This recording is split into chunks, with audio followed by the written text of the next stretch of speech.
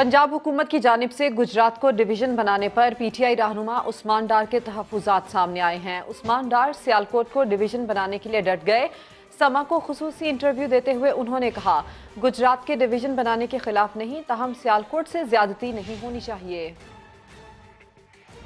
अब आपने समा को एक इंटरव्यू में बयान दिया था कि सियालकोट को अगर डिवीज़न बनाने से नज़रअंदाज किया गया तो ओवर टू डेड बॉडी जो है वो उन्हें ये करना पड़ेगा इक़दाम। अब गुजरात डिवीज़न बनने जा रही है, क्या कहेंगे आप? सियालकोट की खिदमात को मद्देनज़र रखते हुए मैंने ये फ़ैसला किया था कि हम सियालकोट को डिवीज़न बनाने की तरफ जाएं।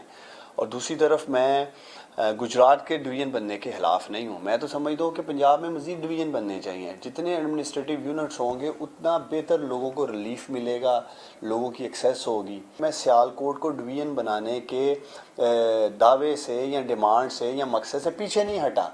मैं ये नहीं कह रहा हूँ कि अब सियालकोट का जो डिवीज़न का प्रोजेक्ट है वो ठीक है जी हम नहीं करेंगे। हर लिहाज से देख ले तो सियालकोट की बहुत ज़्यादा खिदमात हैं पाकिस्तान के लिए, कंट्रीब्यूशन है। मैं तो उस पे चैलेंज कर रहा था, तो उस तनाज़र में सियालकोट से ज़रूर ज़्यादती हुई है।